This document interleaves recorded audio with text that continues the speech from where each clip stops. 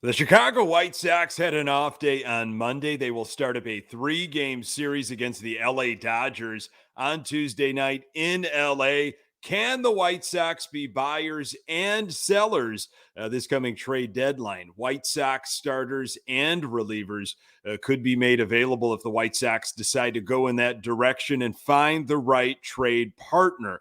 The bullpen had a meltdown this past weekend, but also suffered a setback with Liam Hendriks on the IL. How will the Sox adjust during this tough West Coast stretch?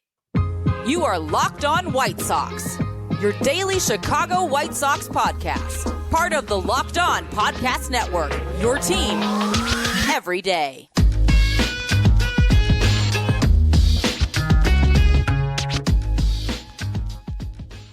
Hey, Sox fans, welcome back to Locked On White Sox.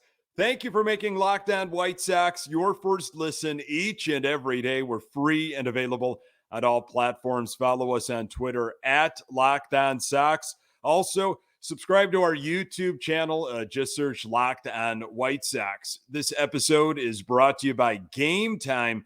Download the Game Time app, create an account, and use code Locked On MLB for $20 off your first purchase. Last minute tickets, lowest price guaranteed. Hey, I'm your host, Nick Morawski, a lifelong die-hard Chicago White Sox fan, recording this podcast just blocks from the ballpark in beautiful Bridgeport. You can find me on Twitter at Nick_GGTB. Locked On White Sox is part of the Locked On Podcast Network, your team every day. Our Chicago White Sox take on the Los Angeles Dodgers on Tuesday. Lance Lynn is on the hill. Catch every pitch of the White Sox hometown broadcast with SiriusXM on the SXM app. Search White Sox. Our Chicago White Sox, 29-38, hanging in there in the forgiving AL Central. White Sox, of course, off day on Monday, and they needed it. Bullpen meltdowns on Saturday and on Sunday. Sox are 6-3 in the month of June. They're starting up this 3-game series against the LA Dodgers, then off to Seattle. West Coast has been problematic for the White Sox. They handled the Mariners pretty well last year, but not so much against the Dodgers. Sox, just a 3-game series last year. They were 1-2 against LA last year. And that series against the Dodgers took place on the South Side. You probably remember it very well, unfortunately. It was the series that saw Tony La Russa intentionally walk a hitter with 2 strikes. So a little over a year ago, not quite, we're close, July 9th, I should say. This was from Bleacher Nation, Michael Cerami. Here is the scene, Cerami wrote, with 2 outs in the top of the 6th inning. Trey Turner stepped up to the plate against White Sox lefty Bennett Sousa with Freddie Freeman at first. During an at-bat, Freeman reached second base on a wild pitch. No one was on first or third. That's when Tony La Russa decided to call for an intentional walk against Turner mid-at-bat. Except again, Turner already had 2 strikes and there were 2 outs in the inning. In other words, Sousa was 1 pitch away from getting out of the inning, and there was no reason to set up the double play because there were already 2 outs. The next batter, Max Muncy, took offense to that particular choice and sent a high fly ball over the wall in left field for a 3-run homer. La Russa, on the decision to walk Trey Turner with a 1-2 count and face Max Muncy, is there some question about whether that was a good move or not? That wasn't a tough call. I was at that game. My son was not very old, a few months old, maybe 3 months old. We did not stay very long for it. So I watched this whole situation unfold from home.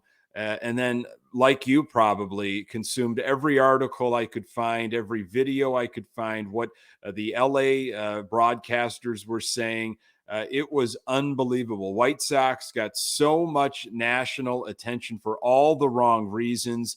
And if I remember correctly, La Russa did it again later on in the season last year before Miguel Cairo took over, of course. Just one of those things that not a good anniversary, but it just kind of reminds you of what was going on last year. Now, again, the White Sox were a 500 ball club last year, and I know I was having problems with that. Team was underperforming. Lineup construction, bullpen usage, stuff like intentionally walking somebody with 2 strikes, all of that. But the Sox, they were far more exciting record-wise, I guess, than what we are watching right now. Again, Sox would have won on Sunday against the Marlins. They would have won that series, won the Yankees series, and it would have been such a different experience, a different vibe heading into the day off on your way to LA to face a tough LA team. They're in second place behind the Diamondbacks, I believe, playing some pretty good baseball as they've been doing for a while now out in LA. So I doubt we will see that from Pedro Grifol or from any manager anytime soon. But look, Lance Lynn is starting the series, going to be on the hill on Tuesday night, and he has been rough as of late. It might be better if he intentionally walked some guys with 2 strikes instead of actually finishing the at-bat. Some of these offerings that Lance Lynn has been dishing up with 2 strikes, just middle, that cutter of his just kind of spinning like the back of a cement mixer, catching way too much of the plate. I don't know if he's got it in him to be better and to find a better pitch, but he has a record of 3-2 with an ERA of 3.80 and 53 strikeouts in 8 appearances against the Dodgers in his career. It's been a while since Lance Lynn faced the Dodgers. Go back to 2020, of course, that shortened COVID season. Lynn has a record of 4-6 with an ERA of 6.72 and 80 strikeouts in 13 appearances this season. That's an ERA of 6.72, one of the worst in terms of starting pitchers in all of baseball with that hefty ERA. His last outing was against the New York Yankees in New York last week. 5 innings, 8 hits, 5 earned runs, 1 home run, 3 walks, 4 strikeouts. The offense bailed him out during that start, but this was what Lynn had to say after the game. It was frustrating because it could have been way better, Lynn said. You had some quick outs and you're right where you want to be. And the next thing you give up a couple runs with 2 outs. It was just one of those things where once I thought I was in a rhythm, something happened. But all in all, stuff is all right. Physically, I feel good. It's just about making pitches and getting out of innings without giving up runs. Well, you cracked the code there, Lance Lynn. Boy, if everybody could just figured that out. It's just about making pitches and getting out of innings without giving up runs. Much easier said than done for Lance Lynn. The 2-out runs, the 2-out hits, not being able to put away guys. Whatever out pitch he has these days, which, it's nothing fancy. It's a variation of different fastballs. It cannot be in the zone. You can't even decide to sweep it, especially to a right-handed hitter. Starting, maybe it really inside on them, in on the hands, and for it to sweep through the strike zone.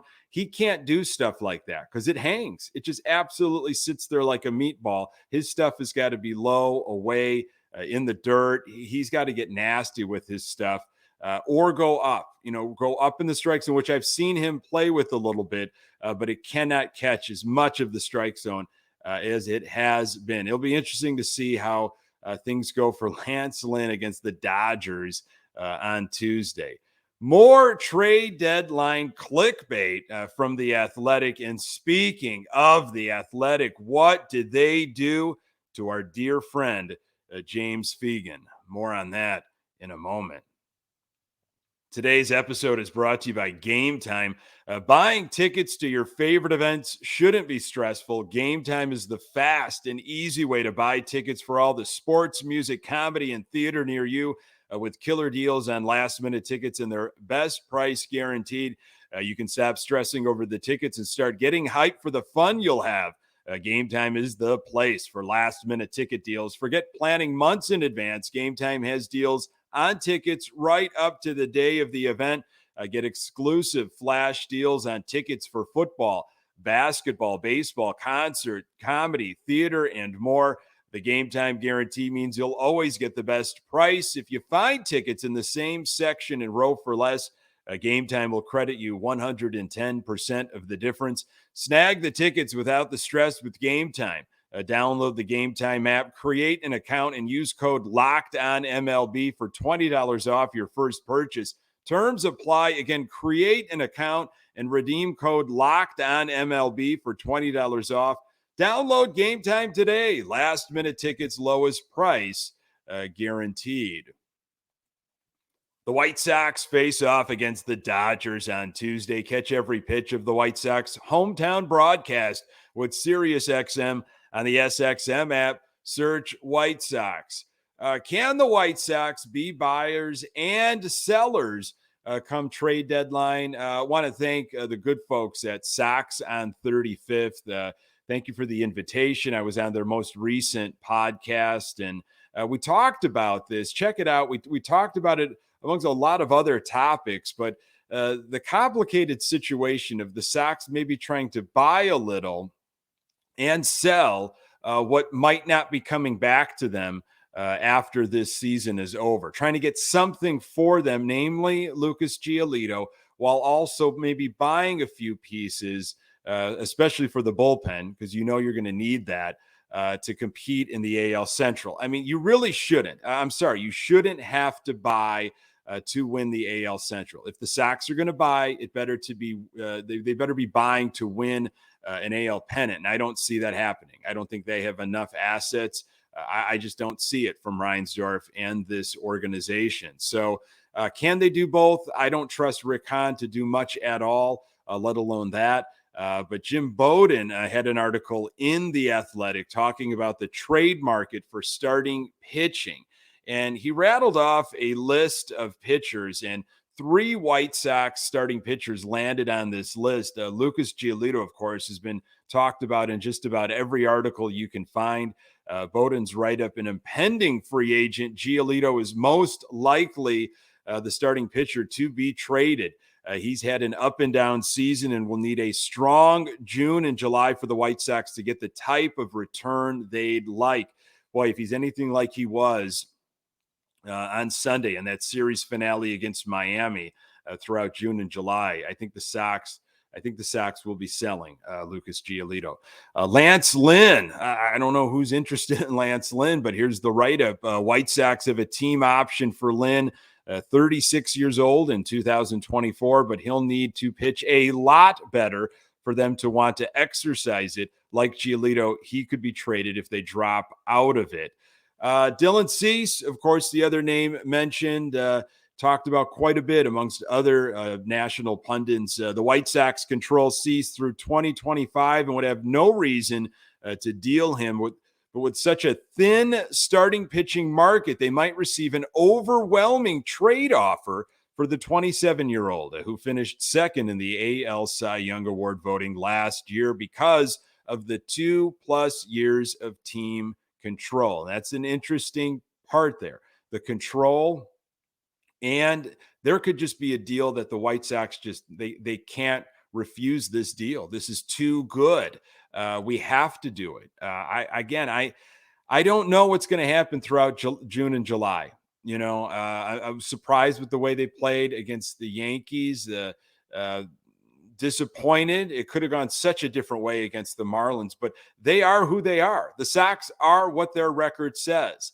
And I'm trying not to get, all into the hype and drinking the Kool-Aid because of the AL Central. The Sox are still a long ways to get to that 500 mark and then survive past it. So, again, we'll see what kind of partners are out there, how interested they are, these teams of, we're a Dylan Cease away from absolutely winning this World Series and might be able to compete for a few more.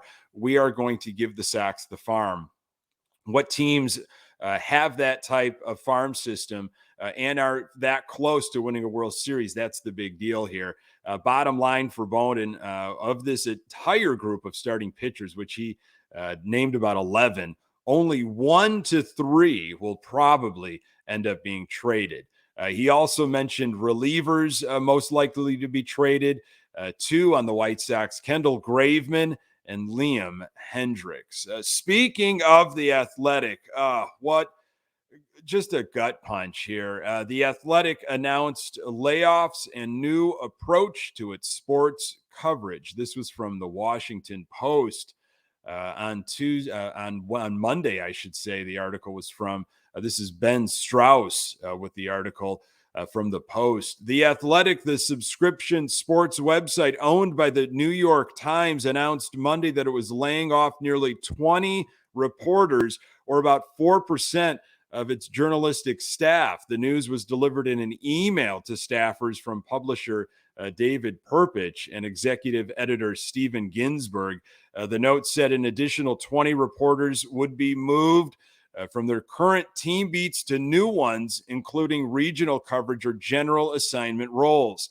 That strategy marks a departure from the outlet's one-time mission, which was to cover every team from every major league across the country with a dedicated reporter. The Athletic has been successful editorially with millions of subscribers, but that coverage and the travel and staffing associated with it is expensive. The Athletic has generally viewed every league in a similar manner with similar beats and offerings, but our growing body of research and our own understanding of the sports we cover compel a more nuanced approach, the note said.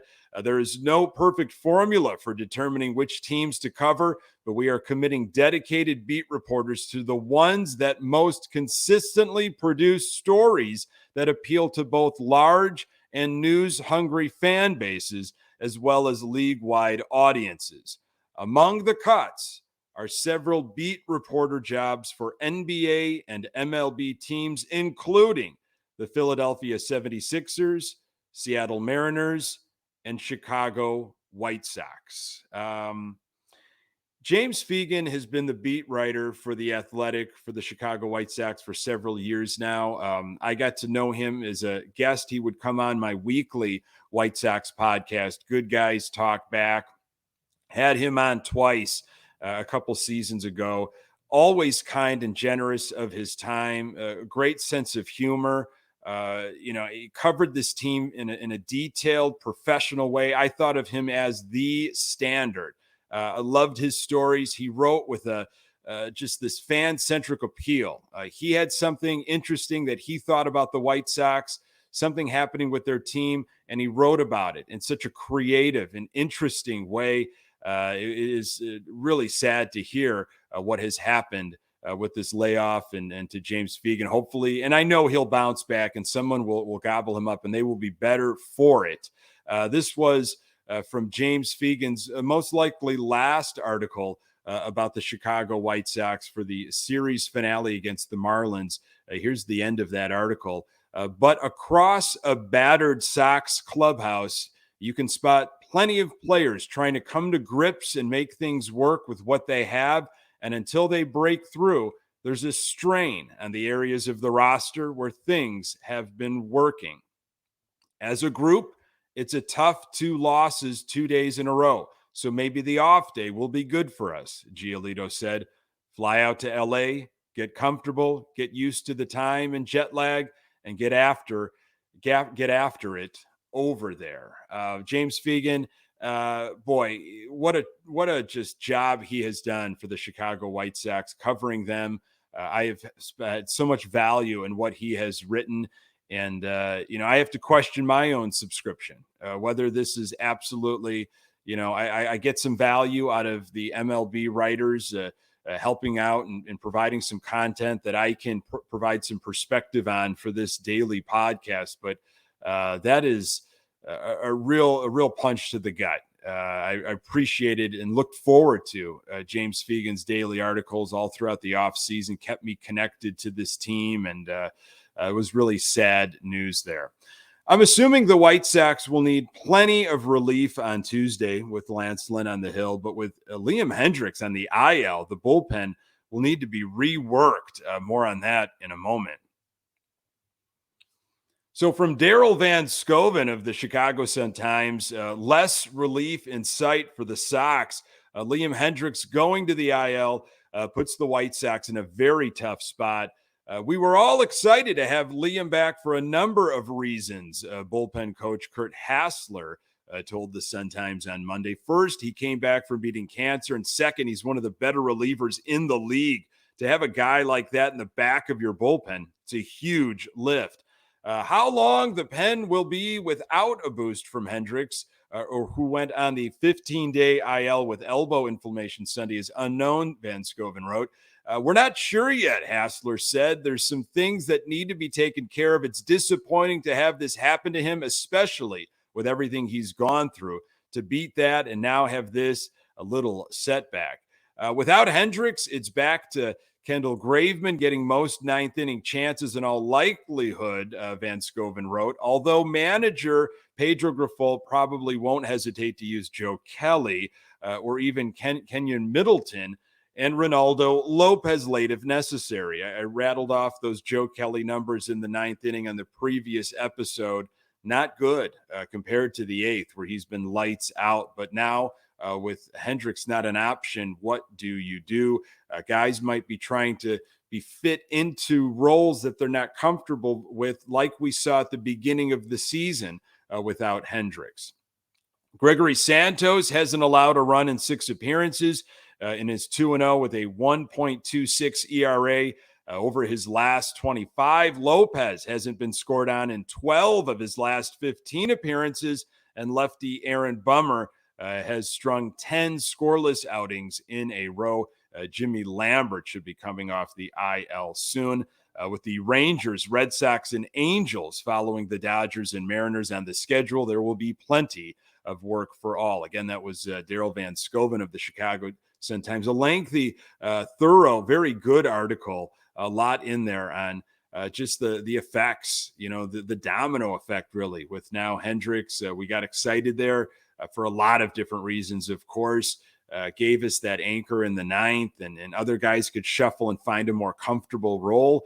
And now, like we saw with Kelly, and maybe with Graveman, a little too taxed. I don't know, pitching out of sorts. I have no idea. These guys have to figure it out. I'm sorry if you're comfortable pitching in a different inning, but all hands on deck. We don't have time for this. Like, well, I prefer this over here, or, I'm on workload management. I think it's best if I don't pitch, 2 days in a row. Stop. Okay. If you are healthy, we need you. We absolutely need you right now. This stretch is crucial for the White Sox. Folks, thank you so very much for making this podcast part of your daily routine. You can find the Locked On White Sox podcast absolutely everywhere you find your podcast. We're on Twitter at Locked On Sox. You can find me on Twitter at Nick_GGTB. Hey, don't forget to subscribe to our YouTube channel and get your questions in for next week's possible mailbag. We'll try to fit one in if we can. Get that in at lockedonsox@gmail.com. White Sox take on the Dodgers on Tuesday in LA. Catch every pitch of the White Sox hometown broadcast with SiriusXM on the SXM app. Search White Sox. Thanks for making Locked On White Sox your first listen every day. Hey, everydayers, you know who you are. On the next episode, I will recap Lance Lynn's outing. Hopefully, it is a long one. 6 innings? Could it be 6 innings? I'm thinking actually maybe more closer to 4. But hopefully we're talking about a White Sox winner. Appreciate you making time for the Locked On White Sox podcast. I'm Nick Morawski, and until next time, Go Sox.